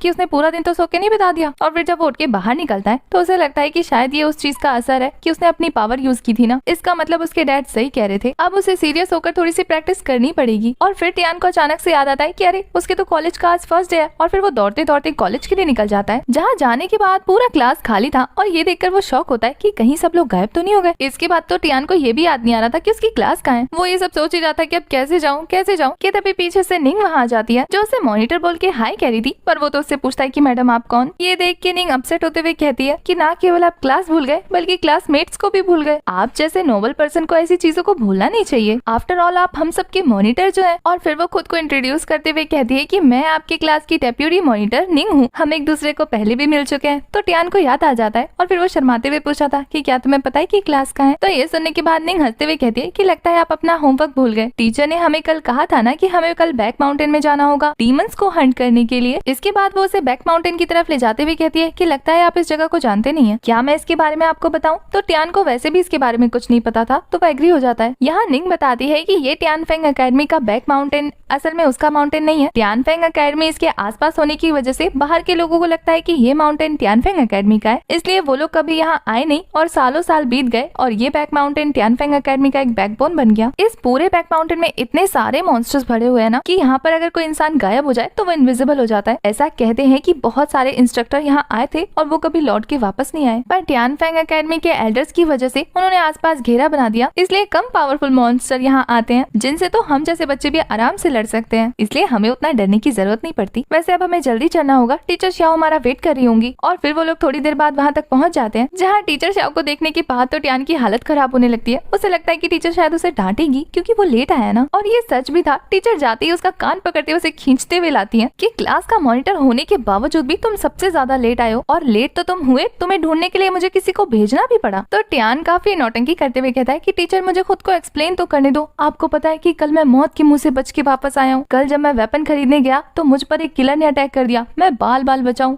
और मैं कितना ज्यादा डर गया था आपको पता है। इसकी वजह से मुझे रात को नींद भी नहीं आई थी और मैं इस वजह से काफी लेट उठा हूँ। ये सुनने के बाद तो स्टूडेंट्स को यकीन नहीं आ रहा था, उन्हें लगता है कि टियान बहाने बना रहा है और टीचर को भी ऐसा ही लगता है, इसलिए वो उसके कान पकड़ के कहती है कि अच्छा तुम पे किलर ने अटैक किया, और तो और तुम लगभग मरने वाले थे, लेकिन तुम्हारी बॉडी में एक भी खरोच तो नहीं दिख रही। अब टियान को समझ नहीं आ रहा था कि वो टीचर को कैसे बताए कि वो सच कह रहा है, वो झूठ नहीं कह रहा। पीछे से वहाँ पे एक और टीचर जाओ की एंट्री होती है। वो कहते हैं कि लो आजकल तो लोग ऐसे ऐसे भी झूठ बोलने लगे हैं। जहाँ टियान तो उसे घूर के देख रहा था और वो उसे कहते हैं कि तेरी हिम्मत कैसे मुझे घूर के देखने की। और वही उनका स्टूडेंट उसे शांत कराते हुए कहता है कि टीचर जाओ, आपको ऐसे स्टूडेंट के मुंह नहीं लगना चाहिए जो क्लास का मॉनिटर होने के बावजूद भी सिर्फ 7th लेवल की फिजिकल ट्रेनिंग पर है। यहाँ टीचर शाओ गुस्सा होते हुए कहती है कि टीचर जाओ, अपने स्टूडेंट को समझाओ, वो दूसरों को परेशान कर रहा है। अगर उसे ऐसा लगता है तो क्यों ना हम दोनों आपस में फाइट करके देख लें कि कौन स्ट्रॉन्ग है। तो ये एरोगेंट टीचर कहते हैं कि लास्ट टाइम तो मैंने तुम्हें इसलिए छोड़ दिया था क्योंकि तुम एक लड़की हो। पर टीचर शाओ को पता था कि ये कितना ज्यादा डरता है उनसे। अब इस बात पे तो टीचर जाओ को काफी ज्यादा गुस्सा आ रहा था, पर उसका स्टूडेंट उसे रोक लेता है। तो वो शांत होते हुए कहता है कि ठीक है, क्यों ना हम ऐसे लड़ने की बजाय हंटिंग का कंपटीशन करें। तो टीचर ये सुनने के बाद कहती है कि उसकी क्लास अभी नई है और वो 2 साल से अपनी क्लास को ट्रेनिंग दे रहा है, तो ऐसे एक्सपीरियंस बच्चों के साथ वो अपने कल के आए बच्चों की कंपटीशन कैसे करवा सकती है। तो वो टीचर जाओ को कहती है कि क्यों ना हम आपस में ही फाइट करके देख लें कि कौन ज्यादा स्ट्रॉन्ग है। पर यहाँ टियान कह रहा था कि टीचर शाओ, एक बार इनका चैलेंज सुन तो लेते हैं कि आखिर ये कहना क्या चाहते हैं और फिर हमारे साथ ये क्या करेंगे। अगर हमें पसंद नहीं आया तो हम मना कर सकते हैं, लेकिन अगर हमारे काम का हुआ तो ये सुनने के बाद टीचर एग्री हो जाती है चैलेंज सुनने के लिए। जहाँ टीचर जाओ कहते हैं कि हम हमारे बच्चों को भेजेंगे 3-3 के ग्रुप में और जो सबसे ज्यादा डीमन हंट करके लाएगा वही विनर होगा। और अगर वो लोग जीत गए तो ये लोग उन्हें कभी परेशान नहीं करेंगे, लेकिन जो हारेगा उसे नीचे झुककर घुटनों के बल भौंकना होगा। तो ये सुनने के बाद टियान कहता है कि उसे ये चैलेंज मंजूर है। तो ये सुनने के बाद टीचर जाओ काफी ज्यादा खुश होते हुए अपने स्टूडेंट के साथ वहाँ से चले जाते हैं। यहाँ टीचर शाओ टियान से कहती है कि तुम्हें ये जो कॉन्फिडेंस मिला है ना जीतने का, ये किस बेस पे बोल रहे हो। तो टियान कहता है कि टीचर शाओ, मुझे छू कर देखिए। पहले तो उन्हें अजीब लग रहा था, लेकिन फिर वो टियान की बात मानते हुए टच कर दिया तो उसे पता लग जाता है कि इसने आर्मर पहना है। और फिर टियान उन्हें अपनी तिलिस्मान दिखाता है। ये देखने के बाद तो टीचर कहती है कि इनका प्राइस तो लाखों में है, तुमने कैसे अफोर्ड किया, और वो भी एक नहीं इतने सारे, आखिर तुम हो कौन। तो टियान उन्हें देखकर एक प्यारी सी स्माइल देता है। इसी के साथ ये वाला एपिसोड हो जाता है खत्म। इसके बाद हमें टीचर शाओ को दिखाया जाता है जो एक और क्लासमेट को लाकर चुटियान से मिलाती है, ये कहते हुए कि ये 8 लेवल का कल्टीवेटर है जो कि हमारी क्लास की मदद करेगा। वो सभी कंपटीशन के लिए रेडी थे तो जाकर अपने लोकेशन पे खड़े हो जाते हैं। जहाँ जाने के बाद टीचर जाओ के क्लास के बच्चे अपने पास से एक वाटरमेलन निकाल के दिखाते हैं जो कि गोल्डन कलर का था। इस तरीके के फ्रूट का यूज बड़े बड़े खतरनाक बीस्ट को अट्रैक्ट करने के लिए किया जाता है। तो ये देखकर टीचर शाओ कहती है कि क्या आपने इतने पैसे फूके हैं सिर्फ इस कंपटीशन के लिए। तो टीचर जाओ करते हुए कहते हैं कि इतना तो वो कर ही सकते हैं जीतने के लिए। यहाँ वो सभी बच्चों को एक एक रूल बताते हैं कि वो लोग चाहे तो बीस्ट पर अटैक करते हुए अपने ओपोनेंट से लड़ सकते हैं, लेकिन उस पर डायरेक्ट अटैक नहीं कर सकते। तो ये सुनने के बाद टीचर शाओ कहती है कि क्या तुम लोगों का स्नीक अटैक करने का दिल है, पर हमारे चुटियान को तो इससे कोई प्रॉब्लम नहीं थी। जनाब को खुद पे कुछ ज्यादा ही भरोसा है ना। ये देख के तो टीचर भी सोच रही थी आखिर क्या करे वो इस लड़के का। उसका कॉन्फिडेंस देखकर तो सामने वाले टीचर भी शौक रह जाते हैं। यहाँ इनकी टीम कोने में जाकर डिस्कस करी थी कि क्या उन्हें भी प्लान बनाना चाहिए। तो हमारे चुटियान कहते हैं कि हाँ, मैंने तो प्लान पहले से बना के रखा है कि तुम दोनों को कुछ नहीं करना। अब उस वाटरमेलन को वहाँ रखने की वजह से एक खतरनाक बीस्ट वहाँ पर अपीयर हो गया था। इस बीस्ट को देखने के बाद सामने वाली टीम से एक स्टूडेंट फटाफट उस पर अटैक कर देता है, पर वो बीस्ट भी कहाँ कम था, खतरनाक रोर से उन सभी को धूल चटा देता है। उन सभी को आपस में ऐसे फाइट करता देखकर निंग परेशान होकर टियान से कहती कि कुछ करो वरना हम लोग पक्का हार जाएंगे। पर टियान कहता है कि इन्हें लड़ने दो, हम बाद में जाएंगे। फैंग तो ऑलमोस्ट लड़ने जाने ही वाला था, पर टियान उसे रोकते हुए कहता है पर मैं इनका काम एक ही अटैक में तमाम करने वाला हूँ। और ये बोलने के बाद वो अपने पास से उसी अटैकिंग तिलिस्मान को निकाल कर अटैक कर देता है, जिससे वहाँ पर इतना खतरनाक ब्लास्ट हुआ था कि सारे के सारे स्टूडेंट इधर उधर बिखर गए थे। उन्हें टियान पे गुस्सा तो काफी ज्यादा आता है और उसपे तो उनका खून ये देखकर खौल जाता है कि टियान ने उस अधमरे बीस्ट को एक ही अटैक में घायल करके उसका स्पिरिचुअल कोड ले लिया। वो तो अपनी इस हरकत पे काफी ज्यादा प्राउड फील कर रहा था, पर सामने वाले पर्सन को बहुत तेज गुस्सा आ जाता है कि तुमने चीटिंग की। और फिर वो अपने एल्डर को भी बुलाने लगता है कि देखो उसने चीटिंग की, एक बॉडी ट्रेनिंग होकर ये इतना खतरनाक अटैक कैसे कर सकता है। अगर इस तरीके का अटैक करना हो तो तुम्हें कम से कम 9th लेवल पर तो होना चाहिए। उन सभी को कंफ्यूज देखकर हमारा चूटियान उन्हें अपना तिलिस्मान निकाल कर दिखाता है कि तुम लोग पंपकिन का इस्तेमाल कर सकते हो, मैं तिलिस्मान का इस्तेमाल नहीं कर सकता। पर वो सभी तो झूठ कहने लगते हैं कि इस तरीके का तो कोई रूल है ही नहीं कि तुम तिलिस्मान यूज करो। पर दूसरी तरफ तो एल्डर्स आकर खुद ही और ज्यादा कंफ्यूज हो रहे होते हैं कि तुम इतने ज्यादा महंगा सामान कैसे इस्तेमाल कर सकते हो। उन्हें तो यकीन नहीं होता कि उनके स्कूल का स्टूडेंट इतना ज्यादा रिच है। अब ये सब देखने के बाद टीचर जाओ अपने स्टूडेंट के पास जाकर कहते हैं कि यून वो तुम्हारे पास अपॉर्चुनिटी है, इस किड को मार डालो। अब वो सभी बीस्ट को ढूंढते ढूंढते दूसरी लोकेशन पे जाने लगते हैं, जहाँ जाते हुए टीचर जाओ तो चुटियान का खून पीना चाहते थे। दूसरी जगह भी वो लोग पंपकिन को रखकर बीस्ट के आने का इंतजार ही कर रहे थे कि यून को घूरता देखकर हमारा चुटियान उसे डराने लगता है। बेचारा यून तो सोच रहा था कि उस पर फिर से अटैक होने वाला है। निंग टियान से कहती है कि प्लीज इस बार फाइट को सीरियसली लेना। टियान तो कहता है कि सब कुछ मेरे ऊपर छोड़कर भूल जाओ, तुम लोग इतना सीरियस क्यों हो रहे हो। तभी वहाँ पर फिर से एक और खतरनाक बीस्ट अपीयर हो जाता है। तो इस बार टियान उससे फाइट करने के लिए अपने भाले का यूज कर रहा था। इस बीस्ट की स्पीड फास्ट होने की वजह से उसे काफी ज्यादा मुश्किल हो रही थी और उसके अटैक की वजह से तो वहाँ पर बड़े बड़े पत्थर अपीयर होने लगते हैं। अब टियान को फंसा हुआ देखकर उसके ओपोनेंट फटाफट आने लगते हैं कि चलो इस लड़के को मारने का सही टाइम आ गया। पर जैसे ही उनकी पूरी टीम टियान के पास पहुंचती है, वो कहता है कि तुम लोग आ गए, अब मैं तुम लोगों के लिए गिफ्ट छोड़ सकता हूँ। ये बोलने के बाद वो हवा में जंप करते हुए उन पर फिर से अटैकिंग तिलिस्मान रख देता है। इस तिलिस्मान का अटैक पहले वाले से भी काफी ज्यादा पावरफुल था। वो सभी तो सोच रहे थे कि शील्ड बनाकर बच जाएंगे, पर इससे भी कोई फायदा नहीं होता। एक धमाके के साथ सब लोग फिर से बिखर जाते हैं। ये अटैक इतना ज्यादा खतरनाक था कि वो बीस ना केवल घायल होता है बल्कि उसकी जान चली गई थी और बस उसका डीमन कोर रह जाता है। अब तो सामने वाले टीम का खून खौल रहा था। दूसरी तरफ टियान अपने टीम मेंबर से कहता है कि देखा मैंने हासिल कर लिया ना, मैं तो कह रहा था कि सब कुछ मुझ पे छोड़ दो। इधर ये सब देखने के बाद ही उनको इतना ज्यादा गुस्सा आ रहा था कि वो वेपन लेके उसकी तरफ बढ़ने लगता है कि अब तो मैं तुम्हें जान से मार दूंगा। ये बोलने के बाद वो उस पे स्वॉर्ड से तेजी से अटैक कर रहा था, पर टियान उसके सभी अटैक्स को इजीली डॉच कर लेता है। ये देखकर टीचर शाओ को तो काफी ज्यादा गुस्सा आ रहा था।